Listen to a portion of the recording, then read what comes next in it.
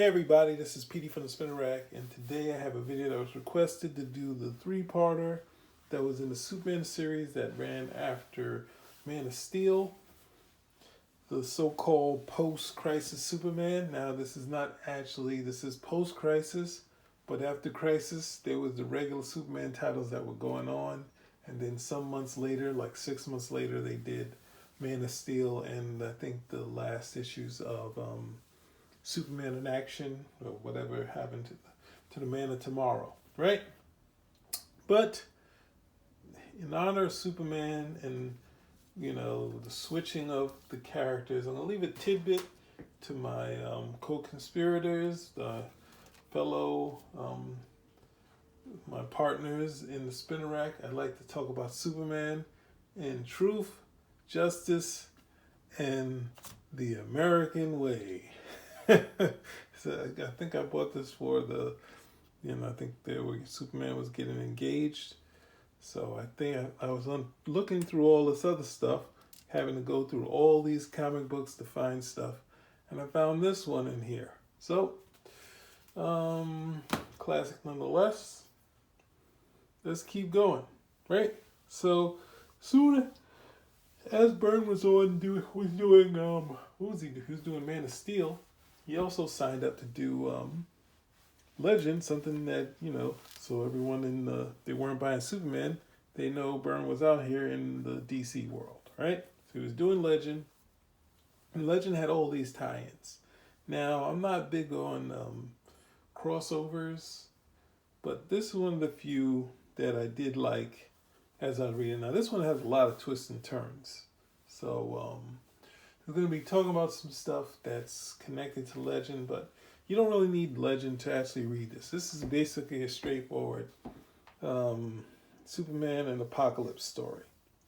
And it's a fun one. It's sort of the contrast to Superman going to Hightown and on New Genesis, right? So Superman issue 3. I have this great cover, inked by Byrne. I think there's an animated GIF of this, which is amazing too. But I don't have it. Imagine this starts off with Lois going out to meet G. Gordon Godfrey, which is actually, as any Kirby fan knows, this is Glorious Godfrey. So we know who he is, but the world doesn't, right? So Lois got this great outfit on, especially classic for the times. You got this nice issue with John Byrne and Terry Austin. This would be Terry Austin's last issue, but these first 3 issues were pretty bang up stuff, and I thought they would be together for a while, but Carl Kessel kind of takes over after this. And in this scene, Lois is talking, and Glorious Godfrey is obviously talking about how bad heroes are and how terrible they are to society. And Lois feels the effects of this guy, the power of his words. And this goes along, this character, they've pretty much played him up like an evangelist. And you can kind of see who they patterned, Maxwell Lord and Wonder Woman, right? But I've done a number of videos of that. Here's the key. This is one of the motifs of the Byrne period on Superman. Something that Superman didn't necessarily always do. And just having dynamic Clark Kent scenes. The key to the Byrne run is not even that Clark Kent takes up that much time, because he doesn't. This is the only period that Clark Kent appears in these first couple of pages. But the difference is that they're just dynamic. Clark Kent is running in this one in the city of Metropolis. Byrne at this time, I think from the late 80s to the 90s, was drawing some of the best coats, and this book is no different, right? And he's being chased by Darkseid Omega Beings. If you've seen the comics, you know what the Omega Beings do. You know they have this cool effect, and Superman's trying to outrun it, right? He goes into the sewer. How more dynamic can you get? Clark Kent in the sewer, He almost gets away. The Omega Beams don't even touch Superman's coat. It's really keyed into him. He tries to get away. He runs into some sewer workers, and blah. Clark Kent is on Apokolips. Now, what was it? Terry Austin is pulling out all the stops in the inking.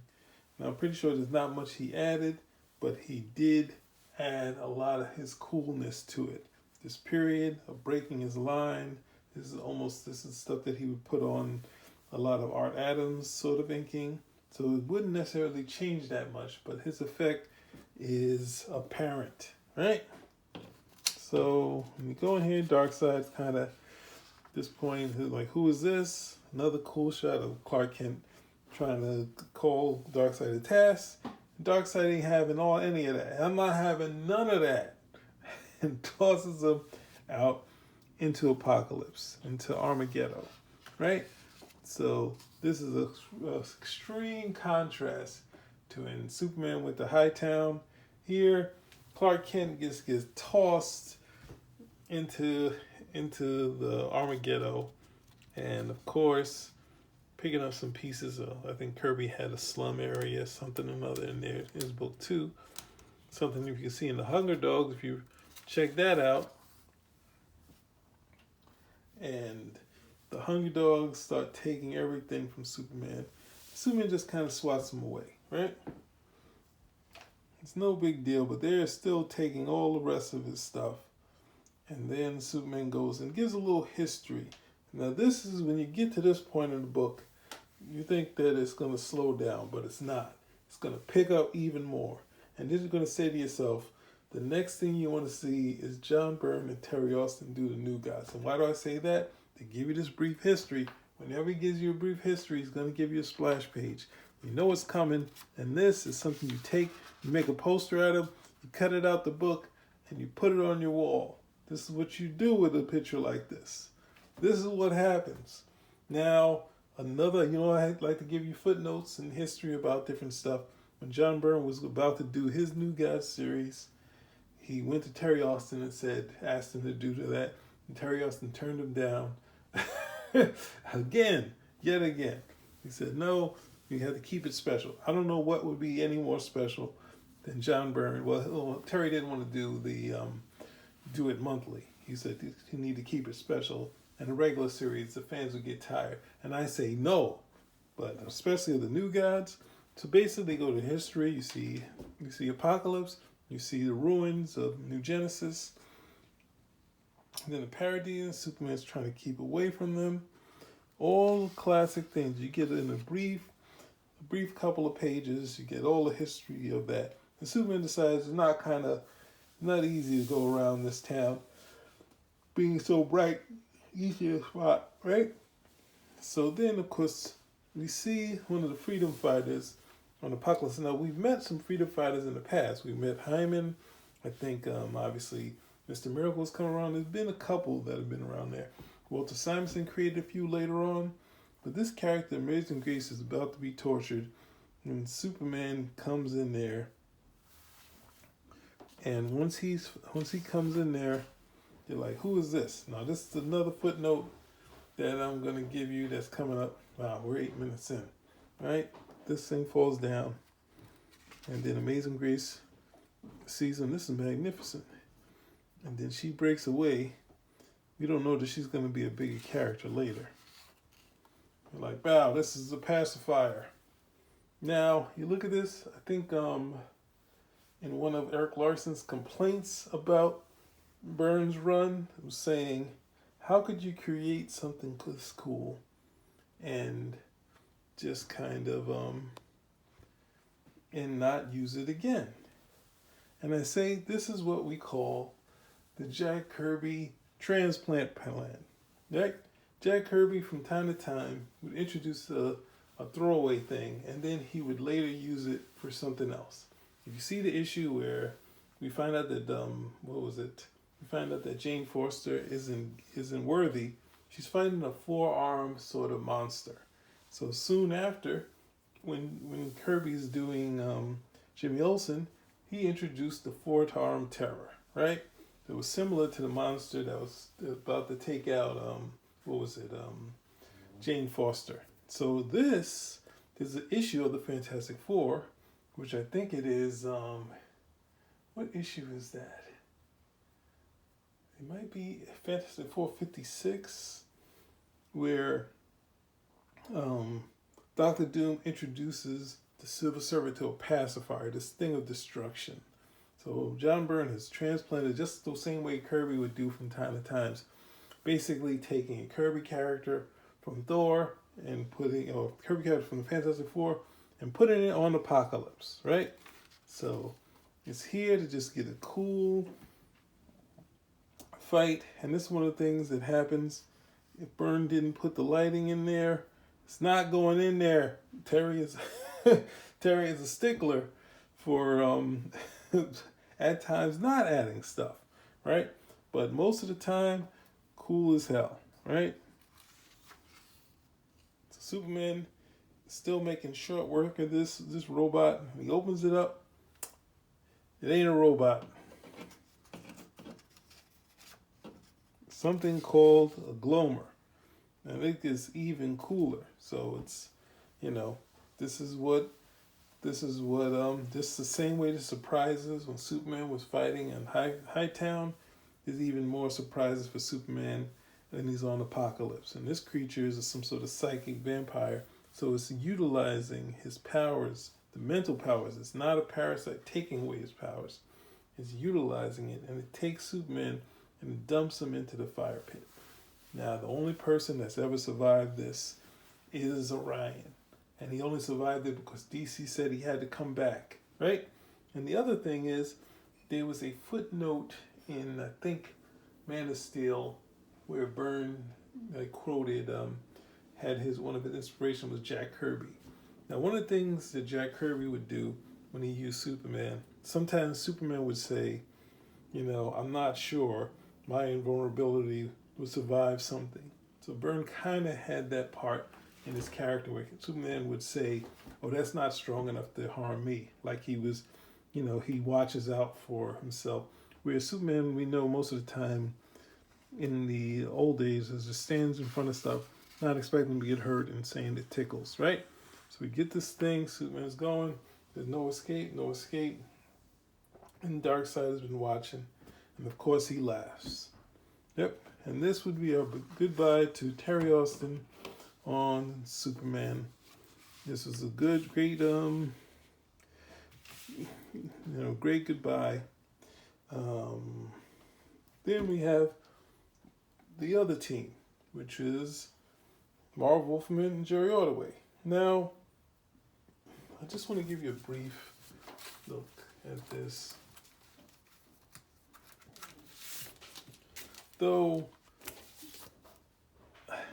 it wasn't as strong, these issues of Wolfman and Ordway, the art is top notch, and the storytelling and the Clark Kent stuff is all top notch. It's just outside of, I think it's Blockbuster, there's not that many dynamic villains in this book, right? And not to say that Byrne created that many dynamic new villains that stayed along wherever, but it was some dynamic stuff. So, but this, you see I have it. I enjoyed these. Only problem is Superman's fighting a tank and he doesn't make it out of it, right? So this was some fun stuff, but just something was missing. It's just something missing, but the art, top notch. Writing is decent. Stories could be just a little, whatever. All right, so let's get into the second part. This one, I cannot say the same for. This I can say is a little more enjoyable as part of their run. Right? So this guy, possibly one of the other Hunger Dogs. Now, this is one of the things. Whenever Jack Kirby introduces something, somehow there's something that's like, ugh, how could we do it? How could we let... Oh, hold on. Let me get the book.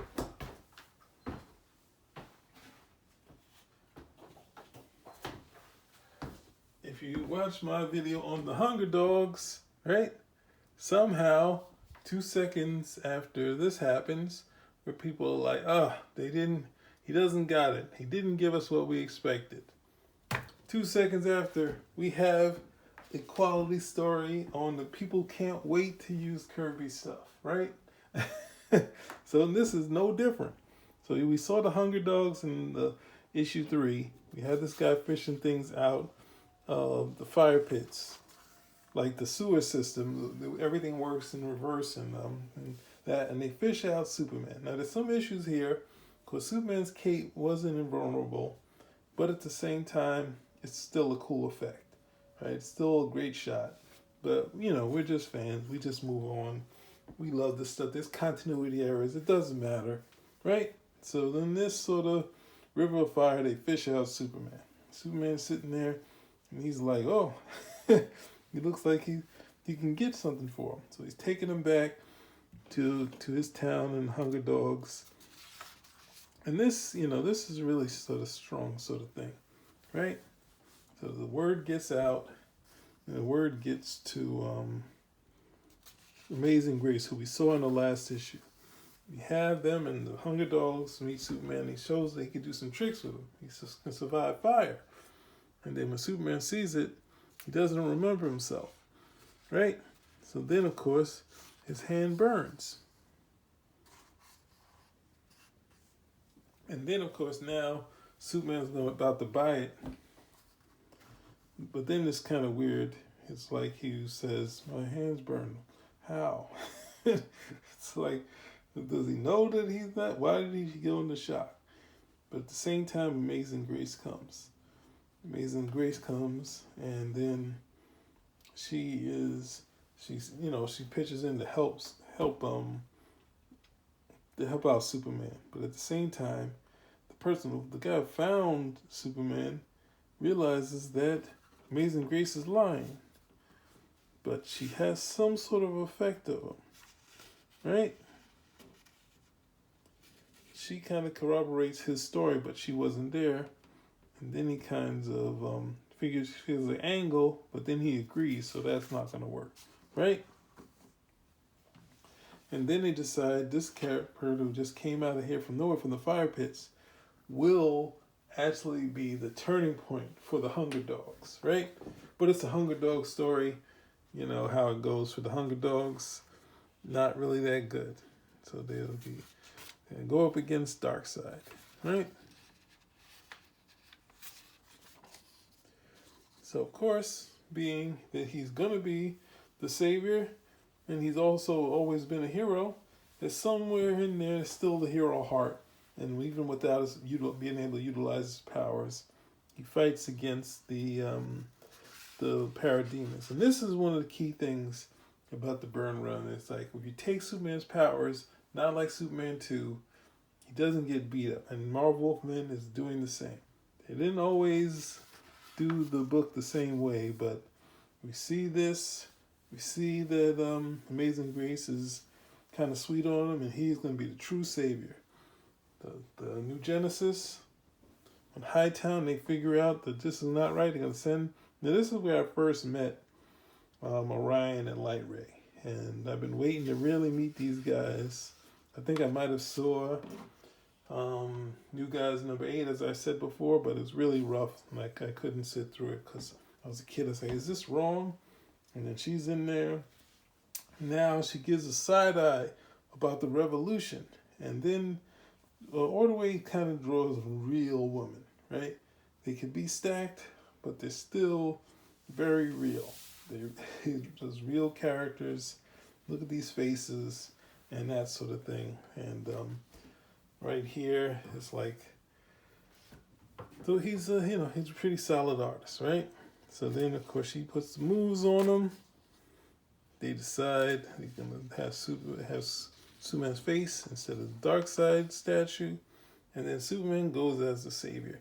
Now, this costume here, Byrne has been gotten taken down by the fans, saying, "Oh, he just used this from the Silver Age and the Bronze Age," but this is actually a Jerry Ordway thing, right? Jerry Ordway did this issue, and he possibly used that design from the Bronze Age, right? The big fight, they're doing all this stuff, but someone is talking to Amazing Grace. Who is talking to Amazing Grace? So this is going to be getting to your spoilers. See the Hunger Dogs finally come up with their savior. And then this is a great shot here. Superman busts in. This is almost like a swashbuckler. But then they bring all the Hunger Dogs over to the leaders of the rebellion. They're with them. And then, of course, Superman sends in the Paradigms and take out the Hunger Dogs. Yep, this is a Hunger Dog story. And you can't do one without things going horribly wrong for them. All right? And then Superman watching over, the revolution is over. You have served us well, Savior. And then he meets Darkseid, and Darkseid calls him my son. Right? So we're like, whoa, this was a twist. And this is how the the Kirby stories kind of go. These type of twists, where we're in there, we think it's going one way, and actually it was a bigger plan by Darkseid, right? So Byrne takes over the art chores with, it says Dick Giordano, that I think is Frank Lawton, right? So we meet them, they're going in there, and who is it? Orion is kind of taken because in the Hunger Dogs, the planet, his adoptive home, has been destroyed of New Genesis. And Light Ray, of course, is like, hey, pick it up. And they talk about this, and then they get to it. And they've been charged to save a fallen hero. The story called Champion, right? So this art is similar to this one, but it's not really looking too much like Byrne in this issue, right? But, we'll have to suffer through it, right? But some of the effects on Darkseid is pretty cool. So the effects they did was pretty cool. But, and some did the shots and everything was pretty good in this. Just the inking isn't that strong, right? So of course, when you say doubt, you could be killed by Darkseid. Darkseid is like, the point of this is Superman can't access his full strength. He's pretty formidable, but they can't draw this out of there, right? So, and Amazing Grace can't call out of him either. So as they go along here, she talks about them, and the next thing you know, she almost gets killed again. She's almost going to catch it. And then Darkseid says he's going to have to take care of this. Right, he comes in, uses his power. Superman is able to fully access his powers again. He's off and flying, right? With reckless abandon. Let's see, busting out of the thing. And granny goodness, like, what the hell? Like, what the hell? So she's like, and he's like, well, I didn't actually use my powers. I made him psychologically, made him believe I was giving him the powers, then he could access his own powers. He said, but that might be the seeds to my own destruction, since I did call him my son. And then he runs into him, and he starts a fight. And he's fighting Orion, and this is the fight we're looking for, because it's on the cover, right? So when I saw this, and it's kind of not as cool as the ink in here, I was like, but this is my first meeting. I didn't really understand the Astral Force, but here, where the battle goes left, Superman says he's the son of Darkseid. Right? And Orion is not with this. He's going to have a fight, a tooth and nail fight against Superman. And then he realizes the key to the end of the story. Reveal what it truly means to be the son of Darkseid. But at the same time, Light Ray, who's after can't be within that battle, he runs into Amazing Grace. Now she's all dolled up. Hottie, right? Still has the nose, though. And then, of course, she's putting the moves on him and her powers, but she's not as powerful as Gloria Scott-Free. And he leaves her for Darkseid. And Superman is realized that he's there, he's struggling, he led the Hunger Dogs, and then he betrayed them And Darkseid is like, what? And Superman is like, what? He's about to kill Amazing Grace.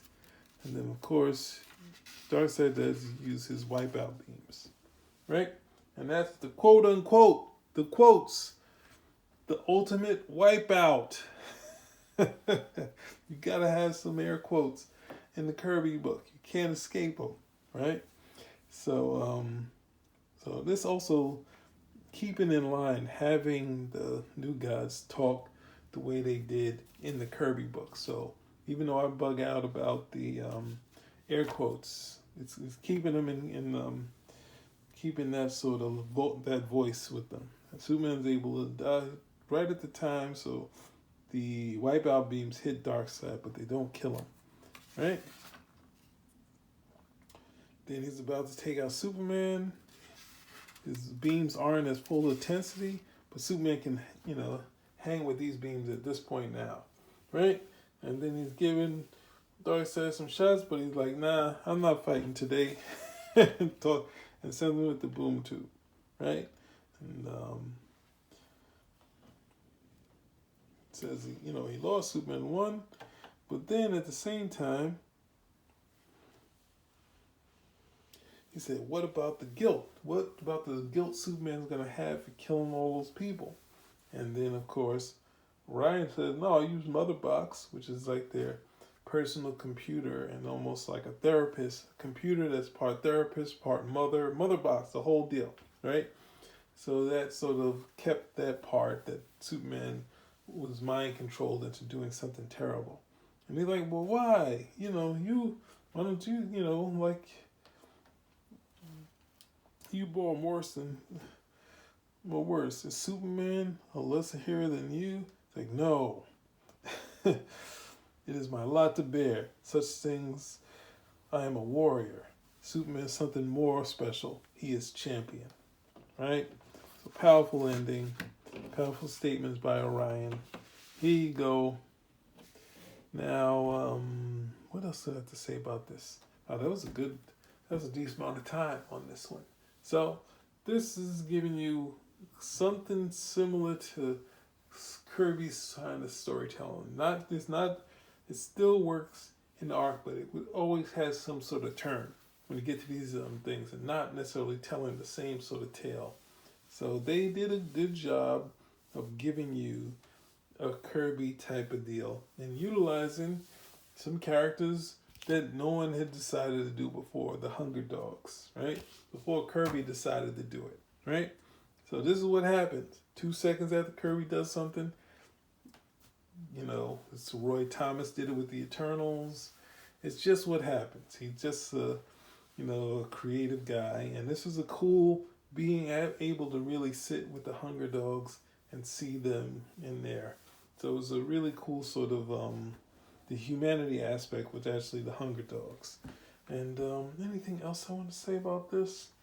I think I covered everything here. But yeah, I enjoyed this one.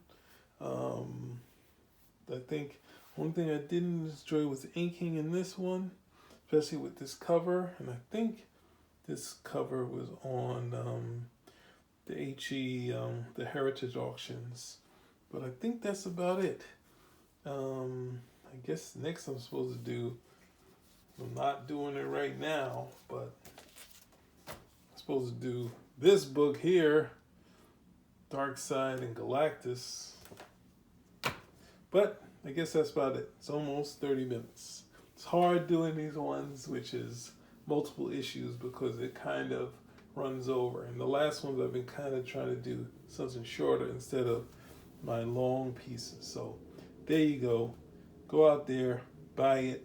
Don't watch the whole this video. If you watch to the end and I spoil it for you, I'm sorry.